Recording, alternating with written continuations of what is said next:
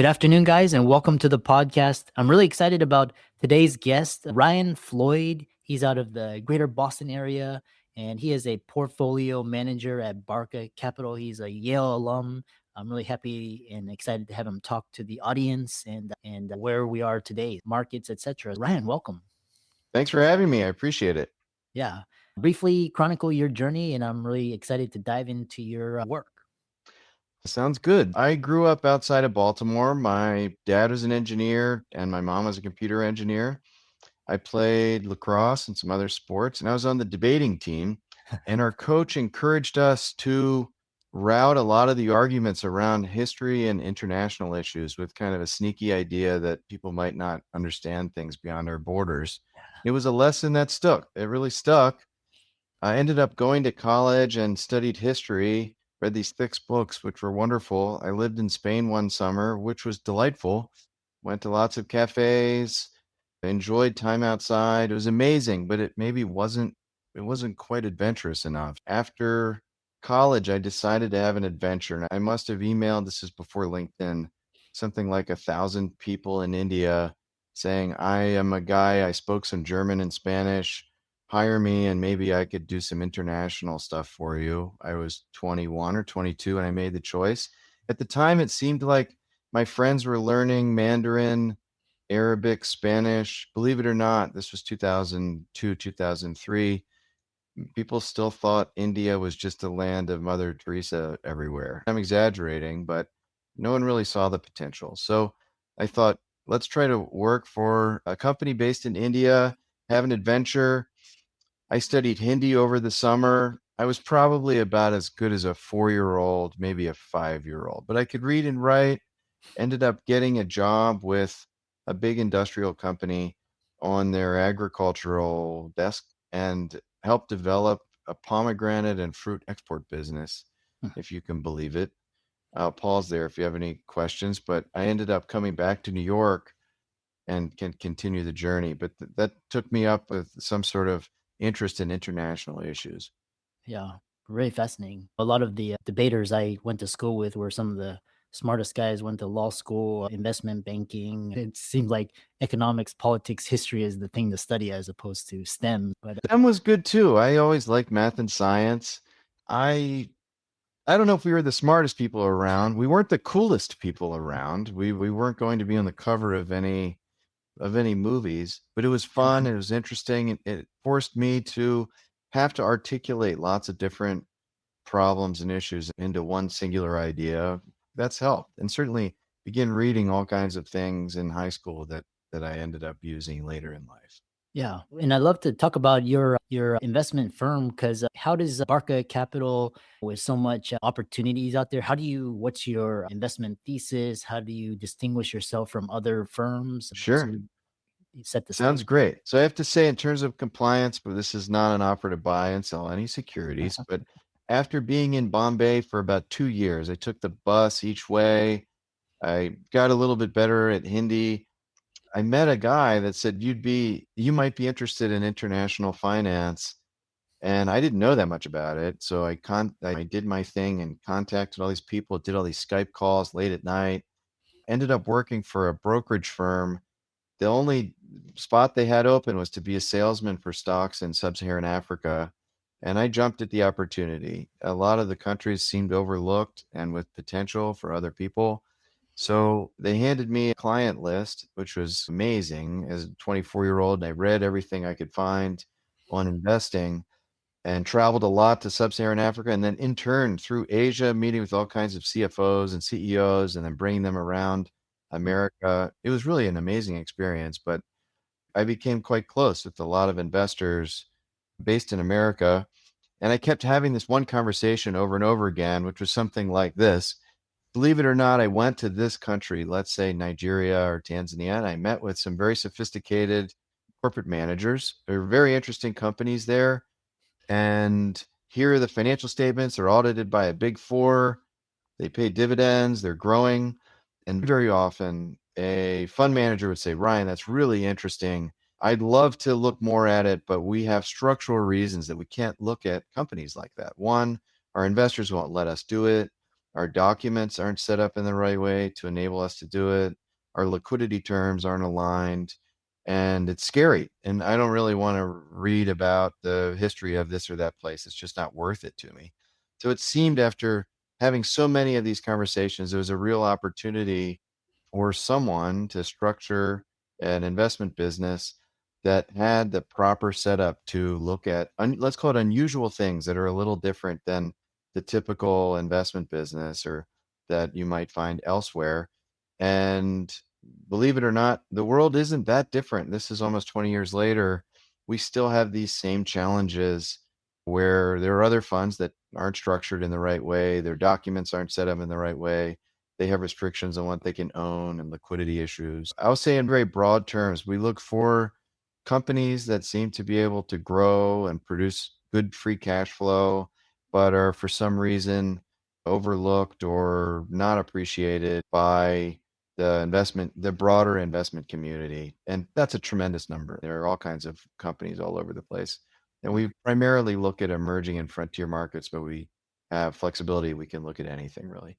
Interesting.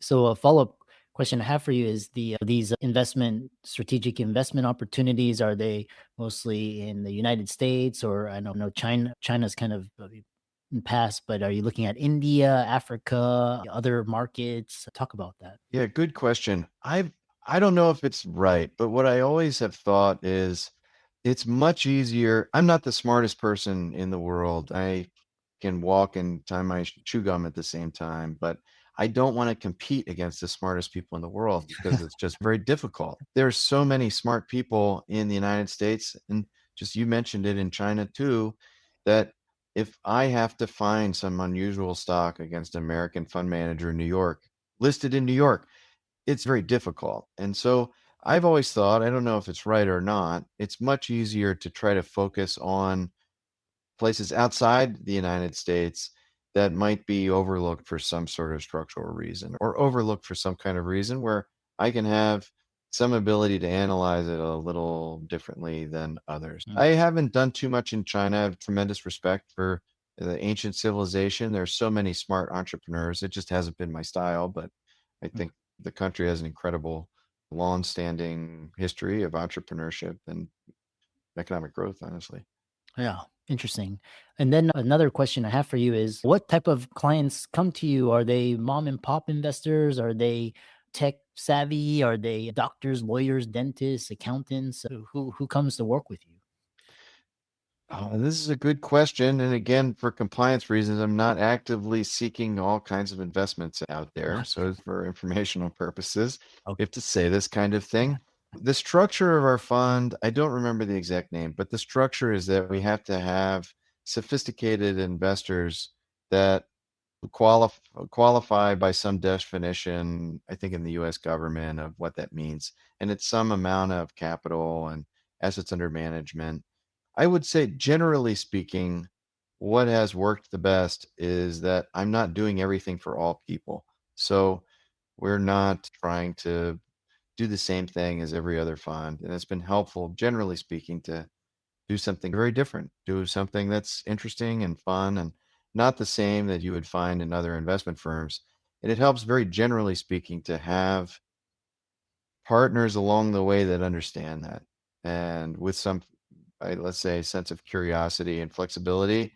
What I always say also is some comfort that if some terrible thing in one of the countries where we have an investment all of a sudden is on the cover of the New York Times, someone is not losing a tremendous amount of sleep, because that happens occasionally. It is, life throws those things up sometimes if you've been around the block long enough. Yeah. Yeah. Yeah, it's interesting. You're the first guest on the podcast who isn't. Most people come on, especially a sponsored one, just they want to promote. And obvious one thing is interesting is you have a very interesting. I love your company values, and one of them is Thanks. yeah, it's we'll talk about this, but you talk about this. How are you viewing AI in just companies? Obviously, these sprouting up, and there's so Sure. much. How do you view it? It's a good question. It's really fun and interesting. So, what we do internally within our firm, I really encourage an experimental mindset where we should try different tools and see what works and doesn't work and try to learn from other people through conversation and also from, I don't know, reading other articles and trying out whatever works. But I've found that tinkering really is the best. That you say, this one seems to do better with reading PDFs. This one seems to analyze data and make graphs a little bit better. I have found personally, I don't know if this is really true, but my hot take is something like this. AI is really interesting and revolutionary. It's certainly, I use one of these products at least every day or every other day. But I think some of the current, I think when someone says this has totally changed everything that we do, we've restructured everything, there are a lot of prominent examples that hasn't totally worked. So my the way I've been thinking about it is something more like incremental change. There are Mm, certain things that it works really well for, certain ones digest words and it's helpful for editing very quickly. And this is very powerful, but using them to, and I haven't found it very helpful to analyze a very complicated spreadsheet and give me any answers that are different than, I don't know, a very smart intern. I think that will change in 3, 6, 9 months, and we mhm. should be ready for that and certainly stay ahead of the game.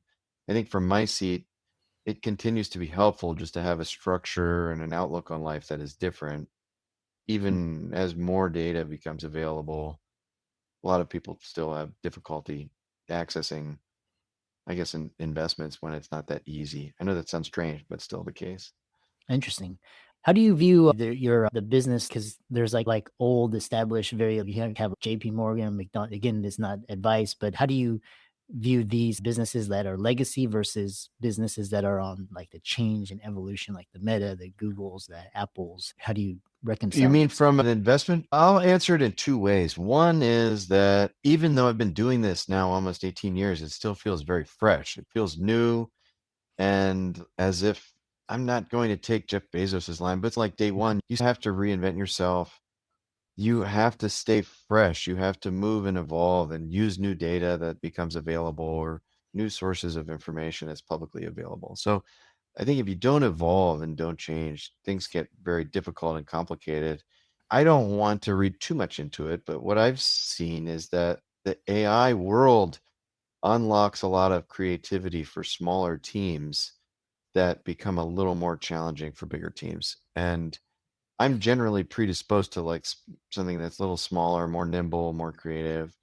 Big entities can do that too, but I've always had a predisposition for that personally. Having said that, from the investment side, we look at all kinds of different sectors.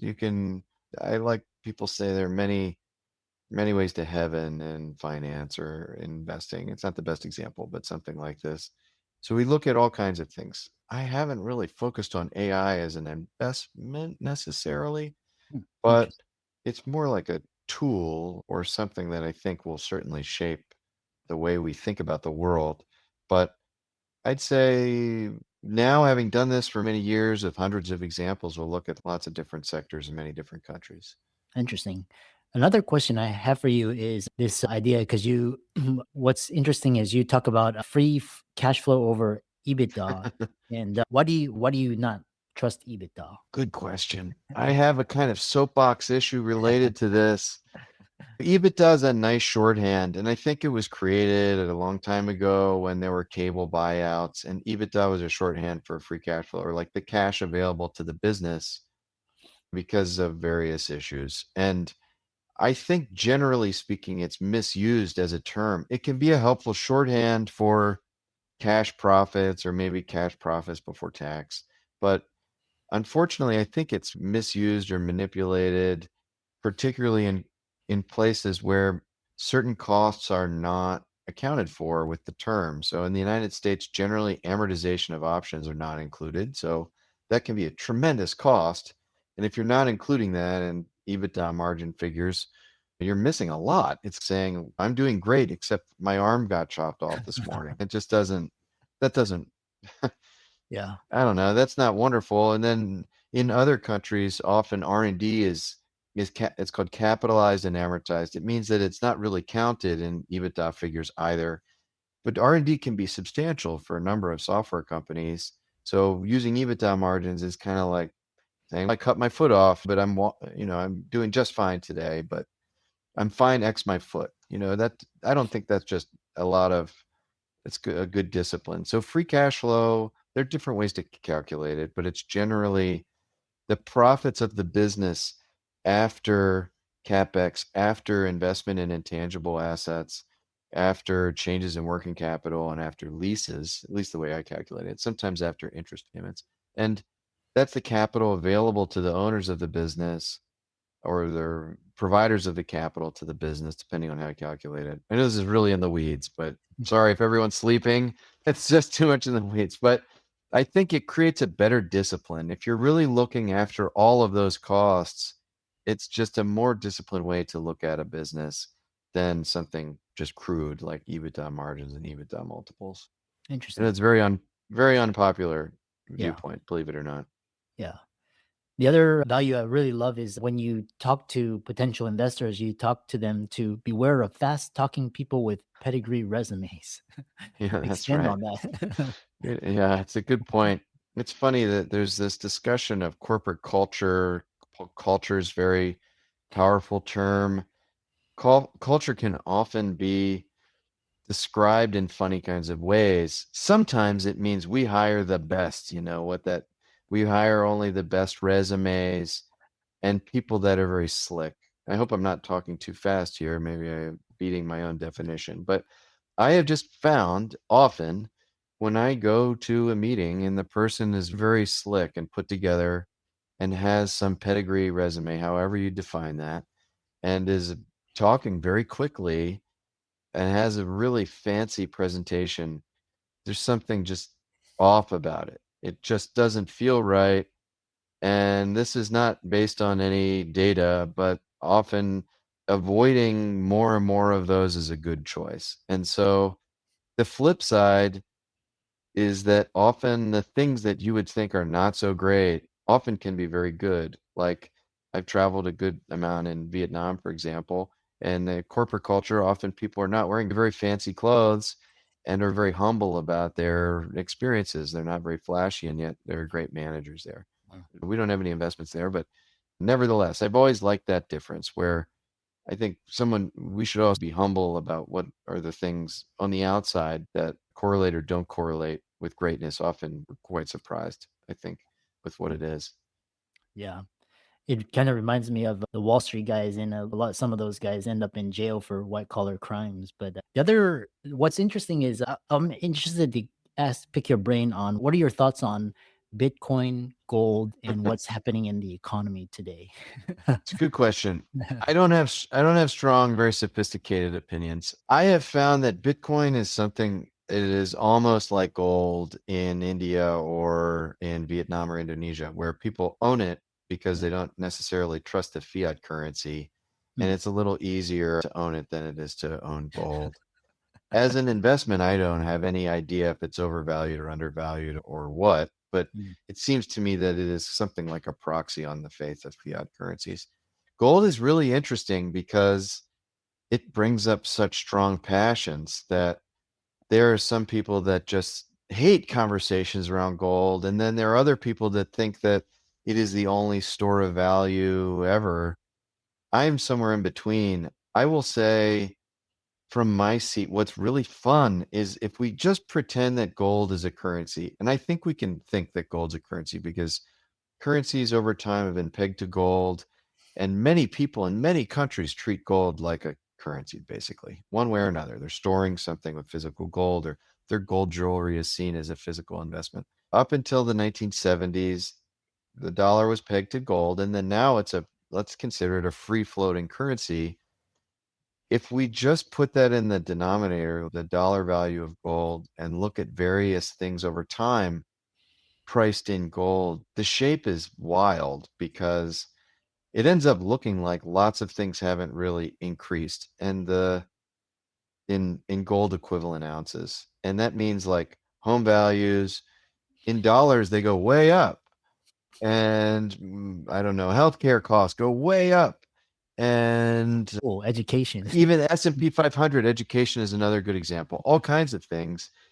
I'm not a conspiracy theorist or anything, but if you price these things in gold, they just look like an EKG without much of a trend. Like it's just constant, Yeah. which sort of suggests that a lot of increase in asset values is just what that is. It's more of an increase in asset value than actual signs of improvements in value, which Yeah. is depressing because a lot of incomes haven't really grown in terms of gold for a really long time. I Yeah. see it more of an input of analysis.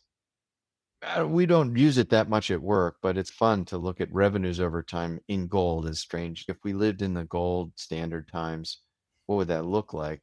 And it's interesting. Sometimes something that you'd think is growing really rapidly, actually, when you price it in gold, it looks like a slow drip or slow decline.